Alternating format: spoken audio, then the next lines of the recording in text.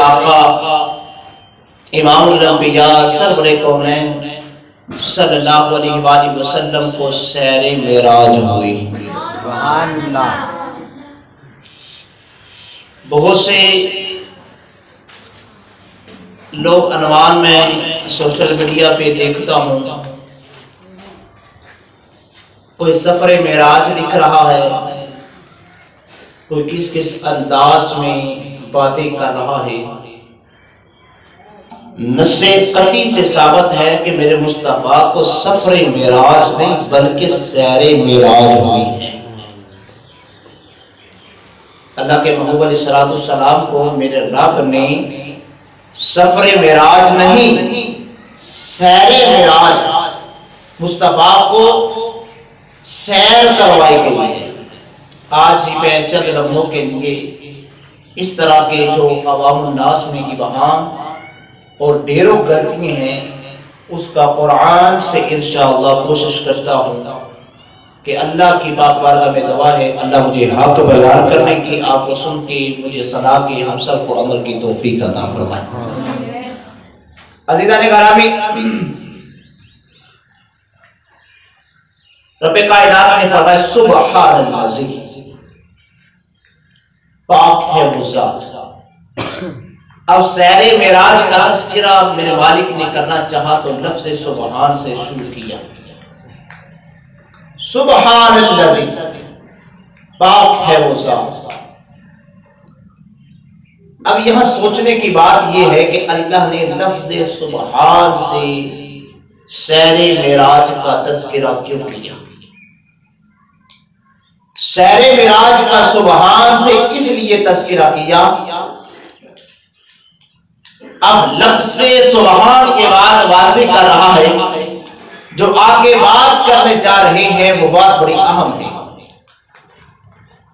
اور لفظ سبحان سے اس لیے جملہ شروع کیا۔ اب بات والا جملہ جو ہے، اب جو بات میں کب مبنی ہوگا کہ ایسا نہیں کہ بعد والا جملہ جو وہ غلطی پر مبنی ہو۔ اب لفظ سبحان سے اس لیے تذکرہ کیا کہ کون اس کو مان کے صدیق بنتا ہے اور کون اس کی تکذیب کر کے ابو جہل بنتا ہے۔ اور میں یوں کہوں کہ لفظ سبحان سے اس لیے تذکرہ کیا گیا تاکہ جس نے سیر معراج کا انکار کیا در حقیقت اس نے اللہ کا انکار کر دیا۔ جس نے سیر معراج کا انکار کیا در حقیقت اس نے اللہ کا انکار کیا، اور جو اللہ کا انکار کرتا ہے اب بتائیے اس کا ٹھکانہ کیا ہوگا؟ ایسے نہیں، اللہ تعالیٰ نے لفظ سبحان سے اس سیر معراج کا تذکرہ کیا، فرمایا سبحان الذی، پاک ہے وہ ذات۔ برادران گرامی، اب مالک دو جہانے کا سبحان الذی، پاک ہے وہ ذات جس نے سیر کروائی۔ اب یہ بھی کوئی مت سمجھے کہ میرے مصطفیٰ خود کہہ رہے ہیں کہ میں نے سیر کی، بلکہ رب کہتا ہے کہ میں اپنی یاد کو اپنے پاس لے کر آیا، میں نے سیر کروائی ہے۔ اب یہاں چند لمحوں کے لیے ذرا سوچئے، لوگ انکار کرتے ہیں سیر معراج کا، جب خود رب کہتا ہے کہ میں اپنے محبوب کو لے کر گیا، میں نے اپنے محبوب کو سیر کروائی، جس طرح کہ میں نے 12 مرتبہ بعض خطبات کے اندر میں یہ بات واضح کرتا ہوں، وہ مالک ہے، وہ چاہے جو چاہے سو کر سکتا ہے۔ اگر ہماری یہ فنگر لاکھوں اربوں لوگ ہیں، کسی کی ملتی نہیں ہے، یہ کس نے تخلیق کی ہے؟ مالک دو جہاں۔ اگر اربوں خربوں انسان ہو ان کی فنگر نہیں ملتی اور اس فنگر کے نشانات نہیں ملتے تو کیا وہ مالک اپنے محبوب کو راتوں رات تھوڑے سے وقت کے اندر آسمانوں کی سیر نہیں کروا سکتا؟ جس مالک نے اتنی خوبصورت تخلیق کی ہے، لاکھوں اربوں انسان ہیں، کسی کی فکر نہیں ملتی، ہر ایک کے نشان مختلف ہیں، تو جو رب ہر فنگر کے اندر نشانات کو مختلف کر سکتا ہے، کیا وہ مالک اپنے محبوب کو راتوں رات سیر نہیں کروا سکتا؟ اللہ سبحان الذی اسری، پاک ہے وہ ذات جس نے اپنے محبوب کو سیر کروائی۔ اب لیلن، اس کا مطلب ہے کہ رات پوری نہیں سیر کروائی۔ سبحان الذی اسری، ایک تنبیہ رب نے کی کہ سفر نہیں کروایا۔ سفر اور سیر کے اندر فرق ہوتا ہے۔ جب آپ سفر کرتے ہو تو سفر کے اندر سپیڈ تیز ہوتی ہے اور اتنی رفتار ہوتی ہے، انسان کچھ چیزوں کو دیکھ پاتا ہے اور کچھ کو نہیں دیکھ پاتا۔ اور جب انسان سیر کرتا ہے اس میں کیا ہوتا ہے، وہ کوئی چیز چھوڑتا ہی نہیں جس کو نہیں وہ دیکھ پاتا۔ سیر کے اندر وہ ڈھونڈتا ہے کہ یہ کیا چیز ہے اور یہ کیا چیز ہے۔ جب سیر ہو جاتا ہے، اگر اسے کوئی چیز نہیں نظر آتی ہے تو پھر لوگوں سے پوچھتا ہے، تو سفر کے اندر ایسا نہیں ہوتا۔ سفر میں ہوتا ہے کہ انسان رفتار کے ساتھ جا رہا ہوتا ہے اور اپنی منزل طے کرتے جا رہا ہوتا ہے، اور اسے جلدی ہوتی ہے کہ میں جلد از جلد اپنی منزل تک پہنچ جاؤں۔ لیکن سیر کے اندر کیا ہوتا ہے، سیر کے اندر انسان ایک ایک چیز کو دیکھتا ہے۔ تو اس لیے میرے رب نے فرمایا کہ میں نے اپنے محبوب کو سفر معراج نہیں بلکہ اپنے محبوب کو سیر معراج کروائی۔ آج بڑے بڑے لوگوں نے پوسٹروں کے اوپر سفر معراج کا تذکرہ کیا ہے، کہتے ہیں کہ مصطفیٰ کے سفر معراج کی باتیں کرتے ہیں، آج سفر معراج کی باتیں ہوتی ہیں۔ میں ان کو دعوت فکر دیتا ہوں کہ قرآن کے اوپر ذرا نظر دوڑائیں، میرے رب نے اپنے محبوب کو سفر معراج نہیں بلکہ سیر معراج کروائی۔ سبحان اللہ۔ اگر سفر معراج ہوتی نا بات، تو پھر محبوب نے تو وہ سارے معاملات بتانے ہی نہیں تھے، کیونکہ سفر میں تو کوئی انسان دیکھ ہی نہیں پاتا۔ حضور نے تو ایک ایک لمحہ میں بتایا ہے، جنت کے مناظر کو بھی بتایا، جہنم کے مناظر کو بھی بتایا ہے، اور وہاں کس کس وجہ سے عذاب ہوئے وہ بھی بتایا ہے۔ تو یہ سفر کے اندر یہ ساری چیزیں تو ایڈ نہیں ہو سکتی۔ سفر میں تو انسان رفتار سے ہوتا ہے، وہ تو دیکھ ہی نہیں پاتا اتنی چیزیں جتنی میرے مصطفیٰ نے بتائی ہیں۔ تو قرآن بھی کہتا ہے کہ اللہ نے اپنے محبوب کو سیر معراج کرا دیا۔ اب لیلا رات کو کرے، لیکن یہ پوری رات نہیں ہے۔ لغت والے کہتے ہیں لیلن، اس کے اوپر دو زبریں جو ہے نا، یہ بات واضح کر دی کہ رات کا تھوڑا سا حصہ، ہلکا سا حصہ تھا، جس رات کے تھوڑے سے حصے کے اندر اللہ تعالیٰ نے اپنے محبوب کو سیر معراج کروائی۔ اب رات کو کیوں کروائی؟ یہ رات کا وجہ کیا ہے؟ محب اور محبوب کی جو باتیں ہوتی ہیں نا، راز و نیاز کی، ہمیشہ وہ رات کو ہی ہوتی ہے۔ آج بھی ہمارے اس معاشرے سوسائٹی کے اندر جب کوئی راز و نیاز کی بات ہوتی ہے تو رات کو ہی ہم کیا کرتے ہیں۔ تو یہ محب اور محبوب کی ملاقات تھی، یہ میرے رب اور مصطفیٰ امام الانبیاء کی ملاقات تھی۔ تو یہ پھر رات کے پردوں کے اندر اللہ تعالیٰ نے اپنے محبوب کو اپنی بارگاہ کے اندر بلایا تھا۔ اور پھر ایک وجہ یہ بھی ہے کہ دن نے ایک دن فخر کیا تھا کہ مجھ میں سورج چمکتا ہے، تو رات نے کہا تھا ایک رات ایسی آئے گی کہ جو زمین کا سورج ہے نا وہ آسمان پہ بھی طلوع ہوگا۔ اللہ تعالیٰ نے اس لیے اپنے محبوب کو رات کے اندر سیر کروائی تھی۔ اور آگے فرمایا بعبد، سبحان الذی اسری بعبدہ۔ اب عبد کا جو اطلاق ہوتا ہے وہ روح معنس پہ ہوتا ہے۔ اللہ تعالیٰ نے بن نبی یہ نہیں کہا، اگر ہوتا نا سبحان الذی اسری بن نبی، اللہ تعالیٰ نے اپنے نبی کو سیر کروائی. اگر بھی نبی ہی کا من ہوتا لوگوں نے کہنا تھا خواب کے اندر حضور نے یہ سب کچھ دیکھا ہے. اگر رب کائنات کہتے سبحان الذی اسری بالرسل تو پھر بھی لوگوں نے کہنا تھا کہ خواب کے اندر زیارت، یہ سارے جنت اور جہنم کے مناظر میرے مصطفیٰ نے چارپائی کے اوپر خواب کے اندر دیکھے ہیں. اللہ تعالیٰ نے فرمایا بعبدہ سبحان الذی اسری بعبدہ. اللہ کے محمد علیہ السلام نے فرمایا کہ اللہ تعالیٰ نے فرمایا کہ اللہ نے سیر کروائی اپنے بندہ خاص کو بعبد. عبد کا ادراک جو ہوتا ہے وہ روح مع الجسد پر ہوتا ہے.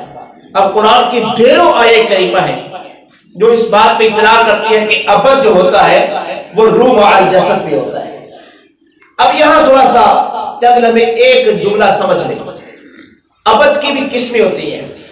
ایک ہوتا ہے عبد رقیق، ایک ہوتا ہے عبد ابک، اور ایک ہوتا ہے عبد معزول.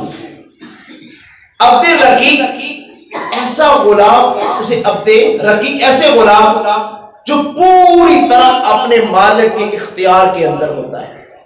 جیسے ہم ہیں، ہم عبد رقیق ہیں، اپنے رب کے اختیارات کے اندر ہیں.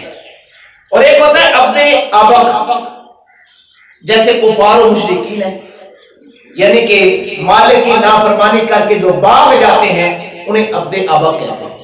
اور ایک ہوتا ہے عبد معزول، اسے کہتے ہیں ایسا غلام جس کا مالک اس کی صلاحیتوں کو دیکھ کے اسے انعام و اکرام عطا فرماتا ہے. اب بتائیے اس پوری جہاں کے اندر میرے محبوب سے بڑھ کر بھی کوئی حسین تھا؟ میرے محبوب سے بڑھ کر بھی کوئی حسین تھا؟ پھر اللہ تعالیٰ نے مصطفیٰ جان رحمت صلی اللہ علیہ وآلہ وسلم عبد معزول ہیں، پھر اللہ تعالیٰ نے آپ کی صلاحیتوں کو دیکھ کر یہ سیر معراج کروائی تھی. پھر سیر معراج اس لیے کروائی تھی. اب عزیزان گرامی قرآن کے اوراق پہ نظر دوڑائی، کیونکہ لوگوں نے یہ شور مچایا ہے کہ میرے مصطفیٰ نے جو سیر معراج کی ہے وہ خواب کے اندر ہے. لیکن قرآن کہتا ہے کہ خواب کے اندر نہیں ہے، یہ روح مع الجسد کے ذریعے بالکل انسان میرے مصطفیٰ آسمان کی بلندیوں پہ گئے ہیں. قرآن بول کے کہتا ہے فَأَسْرِ بِعِبَادِي لَيْلًا. اب یہاں بعبادی لفظ عبد ہے. اے موسیٰ میرے بندوں کو رات میں لے جا. فَأَسْرِ بِعِبَادِي لَيْلًا، اے پیارے موسیٰ میرے بندوں کو رات کو لے جا. اب بتائیے عبد یہاں ذکر کیا گیا ہے. اللہ تے پیارے موسیٰ کلیم اللہ بندوں کو لے کر گئے تھے، مردوں کو تو نہیں لے کر گئے تھے. عبد روح مع الجسد پر بولا جا رہا ہے. اور اسی طرح فرمایا ارأیت الذی ینہا عبدا اذا صلی، کیا تو نے اسے دیکھا ہے جو روکتا ہے عبد مصطفیٰ صلی اللہ علیہ وسلم کو نماز کے لیے؟ اب ایک انسان نماز پڑھ رہا ہے، اب اسے روکا جاتا ہے کہ نماز نہ پڑھ، تو جو زندہ ہوتا ہے اسے روکا جاتا ہے، مردہ تو نماز پڑھتا نہیں. اب یہاں بھی عبدا اذا صلی، عبد کا اطلاق روح مع الجسد کے اوپر ہوا. ڈیروں آیے کریمہ ہے، میں چند صرف آپ کے سامنے پیش کر رہا ہوں. قرآن اس سے بڑا ہوا ہے. فرمایا لما قام عبد اللہ یدعو، اور کہیں فرمایا الحر بالحر والعبد بالعبد لکل عبد مرید، کہیں فرمایا ان ہوا الا عبد. برادران گرامی، ان تمام آیے مقدسہ کے اندر رب کائنات وحدہ لا شریک نے جو ارشاد فرمایا عبد سے مراد روح مع الجسد ہے کہ سبحان الذی اسری بعبدہ لیلا من المسجد الحرام. اب میرے مصطفیٰ کو سیر کروائی گئی روح مع الجسد کے ذریعے آسمان کی بلندیوں پر. اب عزیزان گرامی، مسجد حرام سے مسجد اقصی تک یہ تو سیر نص قطعی سے ثابت ہے، قرآن سے ثابت ہے.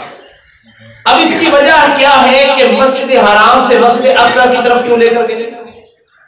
مسجد حرام سے آسمان پر کیوں نہیں اٹھایا گیا؟ اب یہ بھی بہام اٹھتا ہے کہ جب رب کائنات میں سیر کرتے ہیں، مسجد حرام تو اتنی کمال کی جگہ ہے جہاں انسان ایک روزہ رکھتا ہے تو لاکھ روزوں کا ثواب ملتا ہے.